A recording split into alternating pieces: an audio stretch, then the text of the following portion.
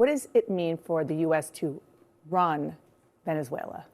Well, who's not running Venezuela anymore is Nicolas Maduro, and that's a great thing, and it's a great day for America and for the people of Venezuela and really the civilized world.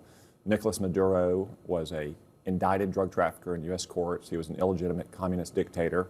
His drugs had killed hundreds of Arkansans, thousands of Americans, and he was in league with anti-American countries around the world like Cuba and Iran or Islamic terrorists. It's a good thing that he's in a jail now in New York City.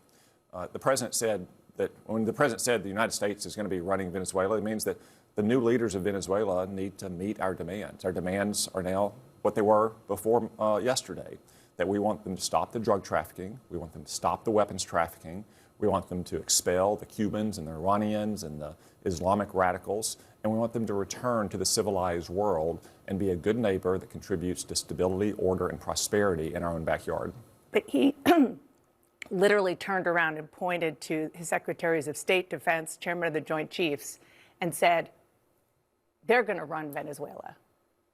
Well, I know that Secretary Rubio in particular is in consultation with other members of the Maduro government. He's also in consultation with members of the opposition. They're working through what an interim or transition government would look like. Obviously, Secretary Hegseth and General Kay and our entire military deserve our praise and an amazing raid, maybe the most complex operation that's occurred in the 5 years Donald Trump has been president without a single American life being lost.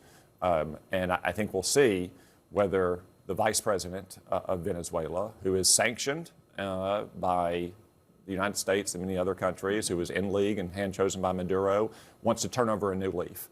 I think we'll see whether or not they're going to let the opposition back into the country and have new elections, which is what the opposition itself wants. So there's still a lot of questions to be answered, but it's a great day that Nicolas Maduro, an illegitimate communist dictator and indicted drug trafficker, is no longer in charge of Venezuela. But I guess the question is, who is right now?